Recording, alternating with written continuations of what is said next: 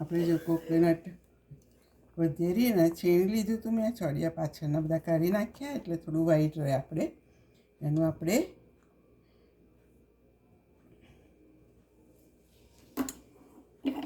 પહેલાં દૂધ બનાવીશું, પછી ફ્રૂટ સલાડ બનાવીશું. Coconut milk.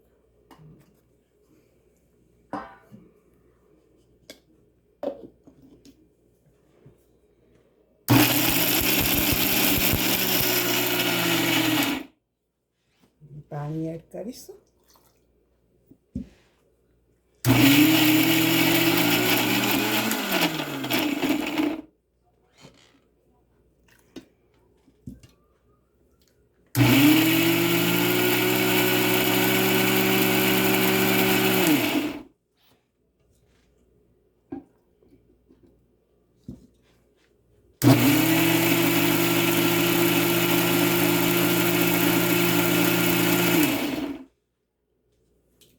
એના બાઉલમાં આપણે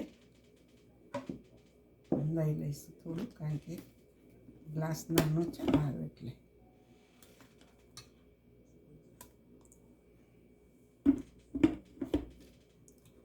ફરી પાણી એડ કરીશું આપણે.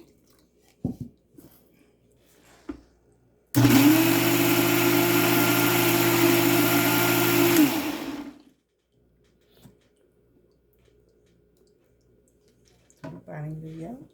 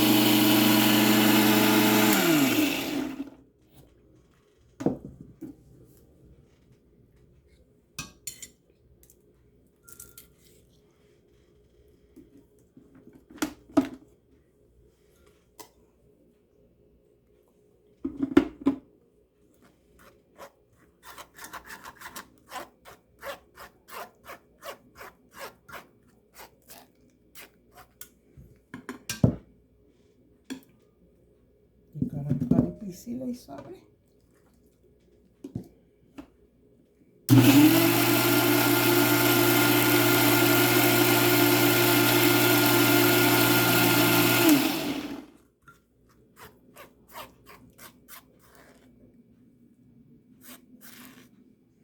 હવે છે ચટણીમાં છે, તમારે ગ્રેવીમાં છે, એમાં વાપરી કાઢવાનું. હા,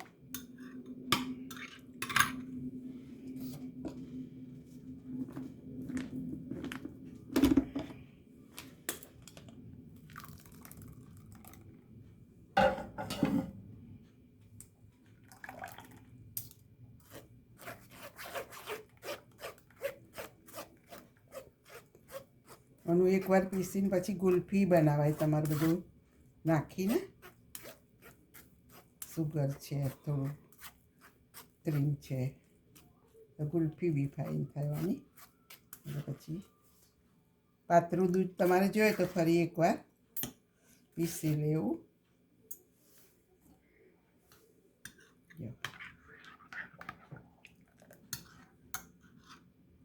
અને તમે ફ્રીજમાં મૂકો તો આ ઉપરથી બધું ક્રીમ નીકળે, આમાં ઠરી જાય ને બહુ ફાઇન. પણ આપણે ફ્રૂટ સલાડ બનાવવો છે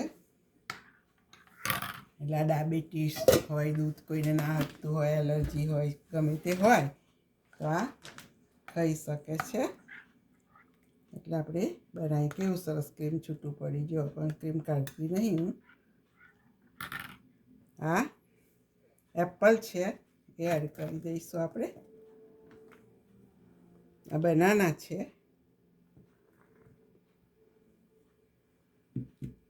અને આ ગ્રેપ્સ છે.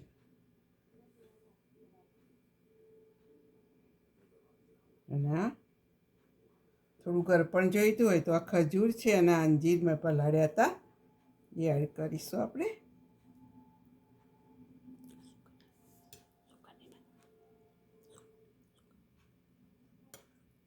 જેને આમ ડાયાબિટીસ ના હોય ને સુગર જોઈતી હોય તો તમે એડ કરી શકો છો. પણ આ બનાના છે, અંજીર છે અને ખજૂર છે એટલે સુગર આવી જ જાય તમારી અંદર, બહુ મારું ના લાગે.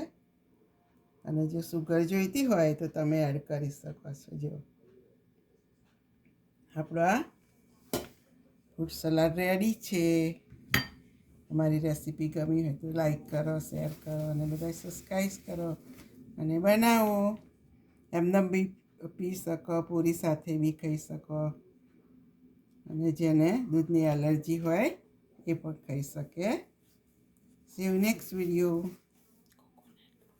આ કોકોનટ મિલ્ક આપણે બનાવ્યું ને એમાં બનાવ્યું છે આપણે, એટલે કોકોનટ મિલ્ક છે એટલે આ બધું ફ્રૂટ જે તમારે ફ્રૂટ એડ કરવું હોય એ કરી શકો. અમે કોકોનટ મિલ્ક છે એટલે દાડમ બી એડ કરો, બધું એડ કરી શકો તમે. C you next video.